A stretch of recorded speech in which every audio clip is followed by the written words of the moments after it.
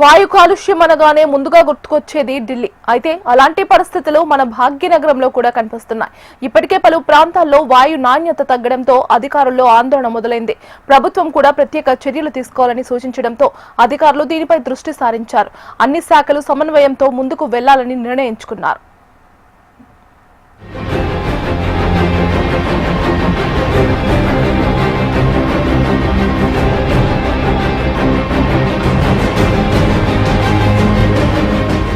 హైదరాబాద్ స్వచ్ఛమైన గాలి నీరుతో ఎంతో ప్రశాంతంగా ఉండేది. అయితే ఇదంతా గతం. ప్రస్తుతం హైదరాబాద్ పరిస్థితి రోజురోజుకి దిగజారుతోంది. ఇప్పటికే నీటి కుంటలు, చెరువులు కలుషితం కాగా తాజాగా వాయు కాలుష్యం అందరినీ భయపెడుతోంది. వాయు కాలుష్యం అనగానే అందరికీ ఢిల్లీ గుర్తొస్తుంది. కానీ ఆ స్థానంలో ఇప్పుడు హైదరాబాద్ కూడా చేరే అవకాశాలు ఎక్కువగా కనిపిస్తున్నాయి. ఇటీవల కాలంలో విపరీతమైన వాయు కాలుష్యం నగరవాసులను ఉక్కిరిబిక్కిరి చేస్తోంది. దీంతో నగరంలో వాయు నాణ్యతను మెరుగుపరిచేందుకు ప్రభుత్వ విభాగాలు కలిసికట్టుగా పనిచేయాలని నిర్ణయించుకున్నారు.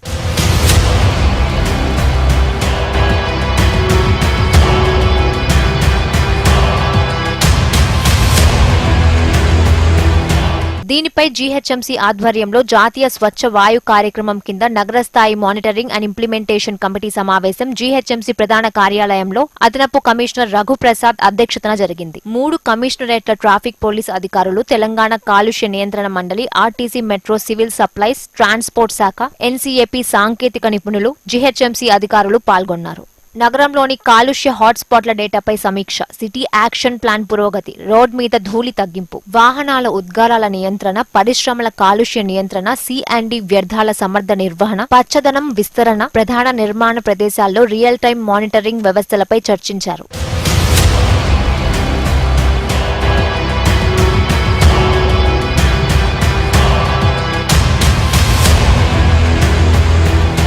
వాయు నాణ్యతను మరింతగా మెరుగుపరిచేందుకు ప్రభుత్వ శాఖలు, విభాగాల మధ్య సమన్వయం, నిర్దేశిత చట్టాల అమలు అవసరమని అధికారులు తెలిపారు.